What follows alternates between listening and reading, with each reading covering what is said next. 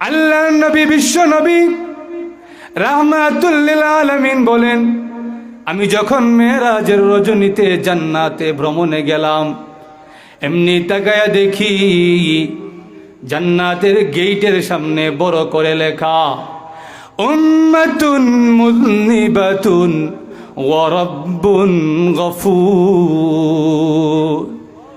আল্লাহ রাব্বুল আলামিন জান্নাতের গেটের মধ্যে লিখে দিয়েছে, বান্দারে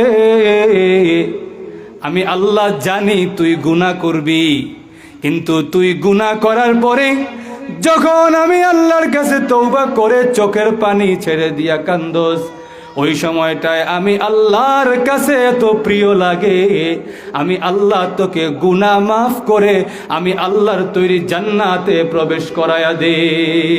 লক্ষ্য করে দেখুন, আল্লাহর নবী বিশ্ব নবী রাহমাতুল লিল আলামিন বলেন, কিয়ামতের কঠিন ময়দানে জাহান্নাম যখন মানুষ দেখে ফেলবে, জাহান্নামকে কন্ট্রোল করা যায় না, জাহান্নাম ক্ষিপ্ত হয়ে যায়, ডাক দেয়া বলে, প্রভু তুমি না বলেছো আমি জাহান্নামের খাদ্য এই মানুষ, আমি বহু বছর ধরে ক্ষুধার্ত, আজকে আমি আমার খাদ্য পেয়ে গেছি, আজকে আমি তাদেরকে একসাথে খেয়ে ফেলতে চাই। জাহান্নাম ক্ষিপ্ত হয়ে পড়ে, জাহান্নামকে কন্ট্রোল করা যায় না, এমন সময় সকল নবী রাসূলগণ ভয় পেয়ে যাবে। এমন সময় দেখা যায় আল্লাহ রাব্বুল আলামিন জাহান্নামের উপরে কয়েক ফোঁটা পানি ছিটায়া দেয়। ওই পানি ছিটায়া দেওয়ার পরে জাহান্নাম আর ক্ষিপ্ত নাই, শান্ত হয়ে যায়। আল্লাহর নবী বিশ্ব নবী রাহমাতুল লিল আলামিন আল্লাহকে ডাক দিয়া বলে, প্রভু গো কোন পানি দিলেন জাহান্নাম যে ঠান্ডা হয়ে গেল, শান্ত হয়ে গেল? হ্যাঁ প্রভু, এইটা কি জমজম কূপের পানি নাকি? আল্লাহ ডাক দিয়া বলে, ওগো নবী না, এটা জমজম কূপের পানি না, তাইলে নিশ্চয় এটা হাউজে কাউসারের পানি। আল্লাহ বলে, না গো নবী না, এইটা হাউজে কাউসারের পানিও নয়, এইটা হলো আমি গুনাহগার বান্দা বান্দির চোখের পানি। আমার গুনাহগার বান্দা বান্দিরা যখন গুনাহ করার পরে আমি আল্লাহর কাছে নীরবে নিবৃতে নির্জনে চোখের পানি ছেড়ে দিয়ে কানছে, ওই পানিগুলা আমি আল্লাহ একটা কুদরতি টাঙ্কির মধ্যে জমা করে রাখছি। আজকে জাহান্নামকে যখন কন্ট্রোল করা যায় না, আমার ওই গুনাহগার বান্দা বান্দির চোখের পানিগুলা আমি আল্লাহ আজকে জাহান্নামের উপরে ছিটাইয়া দিয়েছি। আল্লাহর কাছে তার গুনাহগার বান্দা বান্দির চোখের পানি এত প্রিয়, জাহান্নামের উপরে গুনাহগার বান্দা বান্দির চোখের পানিগুলা ছিটায়া দিবে, যেই জাহান্নামকে ফেরেশতারাও ধরে রাখতে পারে না। কোরআন শরীফে আসছে, তাকাদু তামাইয়াজু মিনাল গায়জ, জাহান্নাম ক্রোধে ফেটে যায়, এমন অবস্থা জাহান্নামের। এই সময় দুই এক ফোঁটা পানি দিয়া জাহান্নাম ঠান্ডা হয়ে যায়। আল্লাহ বলে, এইগুলা হচ্ছে আমার খুব দামি আর প্রিয় পানি, এইগুলা কোনো জমজম কূপের পানি নয়, হাউজে কাউসারের পানি নয়। আমার গুনাহগার বান্দা বান্দিরা গুনাহ হয়ে যাওয়ার পরে আল্লাহর কাছে বলছে, আল্লাহ আপনি যদি আমারে ফিরিয়ে দেন, আমার আর যাওয়ার কোনো জায়গা নাই, জাহান্নামের আগুন আমি সহ্য করতে পারবো না, আল্লাহ আমাকে মাফ করে দেন, তওবা করছি, আর জিন্দেগিতে গুনাহ করতাম না। এই যে চোখের পানি ছেড়ে দিয়ে কানছে, ওই পানিগুলা আমি আল্লাহ কুদরতি টাঙ্কির মধ্যে জমা করে রাখছি, ওই পানিগুলা আমি আল্লাহ আজকে জাহান্নামের উপরে ছিটাইয়া দিয়েছি। যেই কথাটা আমি বলতে চাই, সাহাবাই কেরামের যখন গুনাহ হয়ে গেছে, সাথে সাথে তারা আল্লাহর কাছে তওবা করে নিয়েছে। এই আমলটা আল্লাহর কাছে এত প্রিয়, এই আমলের কারণে আল্লাহ সাহাবাই কেরামকে সাধারণ ক্ষমা ঘোষণা করছে।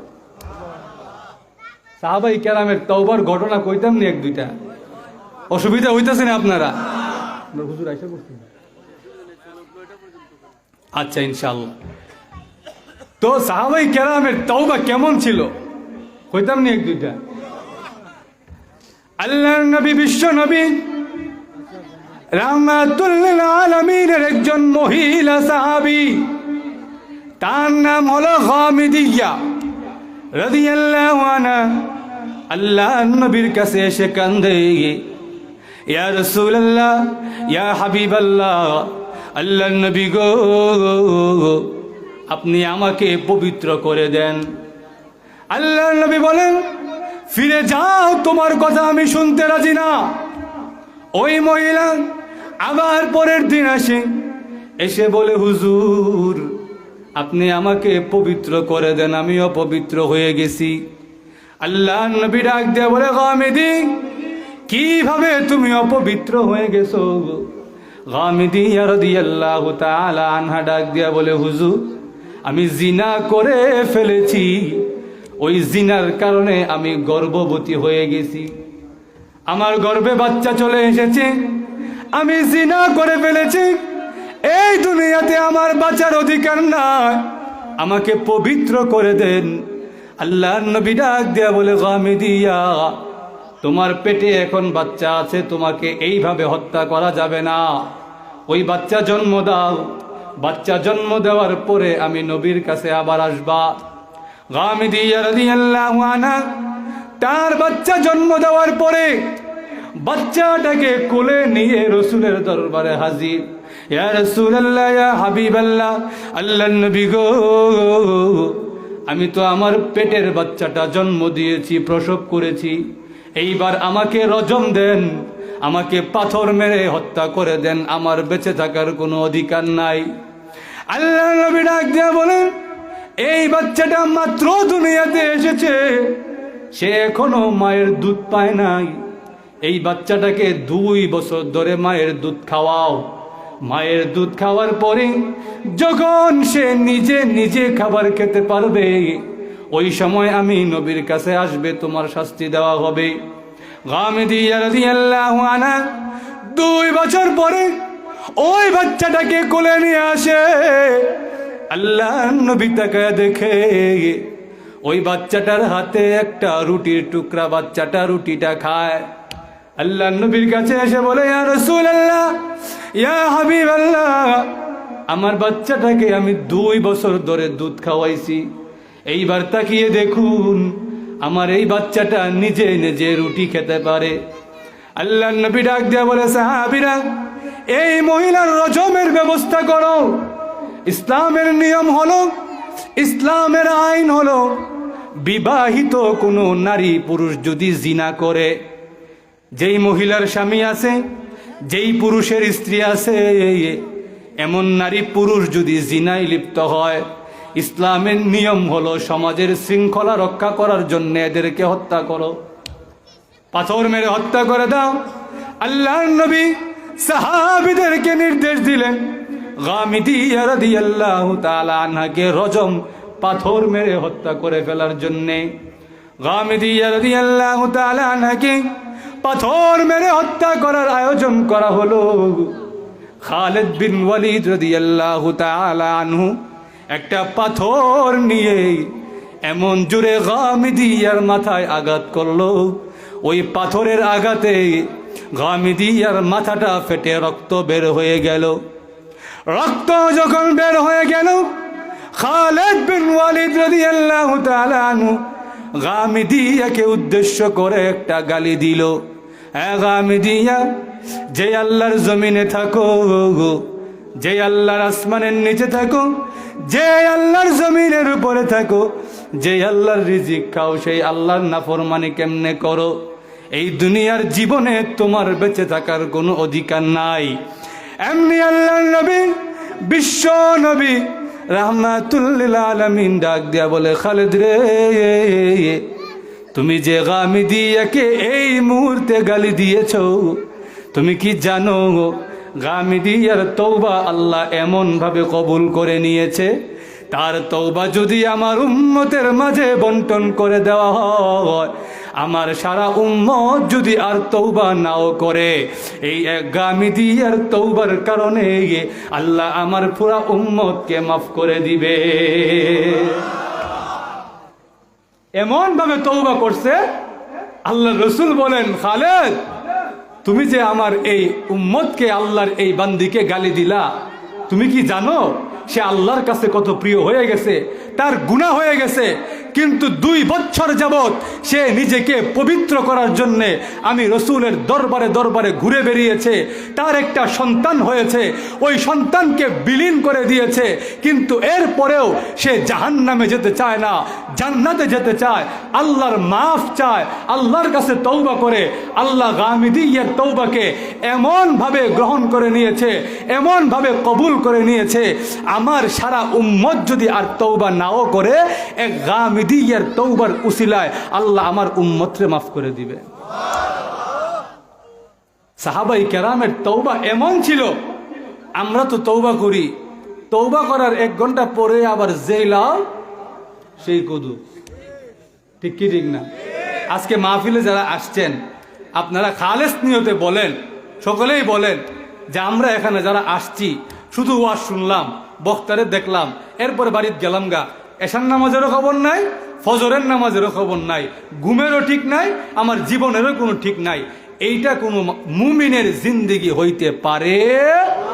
মুমিনের জিন্দেগি হবে সাহাবাই কেরামের জিন্দেগি, ঠিক কি ঠিক না? সাহাবাই কেরাম তার একটা মিনিটকে এমনভাবে কাউন্ট করতেন, এমনভাবে গণনা করতেন যে একটা মিনিট যেন নষ্ট না হয়, কারণ আল্লাহ কোরআনে বলছে, ও ইমানদাররা, তোমরার জীবন, তোমরার জিন্দেগি, তোমরার এই মরণ, তোমরার এই দুনিয়াবী জীবন, এইটা কোনো সাধারণ জীবন নয়, এইটা হলো আমি আল্লাহ তোমাদেরকে ব্যবসা করার জন্য পুঁজি দিছি। সুবহানাল্লাহ কইতেন না? এতো কইতে গেছিলাম আমরা তো ফোন কয়ে দিই। যাই হোক, তো যে কথাটা বলতেছিলাম, একটা মুমিনের জিন্দেগি কোনো সাধারণ জিন্দেগি হইতে পারে না। আজকে যদি আমাদের যুবকদের দিকে তাকান, এর আর কোনো কাম নাই, হয়তো গেম খেলবো, নাইলে ঘুমায় থাকবো, নাইলে ফেসবুক টিপবো, যে টিপবো, কোন দিকে রাত হয়েছে আর কোন দিকে ফজর হয়েছে এই খবর এর নাই। আবার রাত যে ফেসবুক টিপছে, ঘুমায় ফজরের আজান দিলে, নামাজের খবর নাই, ফজরের আজান দিলে হ্যাঁ এবার ঘুমের সময় হয়েছে, ডাটাটা অফ করে মোবাইলটা সাইডে রেখা সাইলেন্ট করে, আবার যেন সকালে ঘুমের ডিস্টার্ব না হয়, সাইলেন্ট কইরা এরপরে ঘুমায়। সারা রাত যে তুই ফেসবুক টিপলি, সারা রাত যে তুই মোবাইল দেখলি, এইটার তোর জিন্দিগিতেও কোনো ফায়দা নাই, আখেরাতেও কোনো ফায়দা নাই। অথচ আল্লাহ বলেন, ও ইমানদাররা, হাল আদুল্লুকুম আলা তিজারাতিন তুনজিকুম মিন আযাবিন আলিম, ও ইমানদাররা, আমি কি তোমাদেরকে এমন একটা ব্যবসার কথা বলবো যেই ব্যবসাটা হবে তোমরা পুঁজি দিবা, আমি আল্লাহ তোমাদেরকে লাভ দিব। পুঁজিটা কি? তোমরা আমি আল্লাহর প্রতি ঈমান আনবা, আমি রসুলের তরিকা মতো চলবা, নিজের জীবন দিয়ে ঈমানকে ঠিক রাখবা, আমি আল্লাহ তোমাদেরকে এই দুনিয়া থেকে 10 গুণ বড় জান্নাত দান করব। জান্নাতে যেতে কে কে রাজি আছেন? হাত তুলে দেখান তো ইনশাল্লাহ। আল্লাহ সবাই কবুল আর মঞ্জুর করো।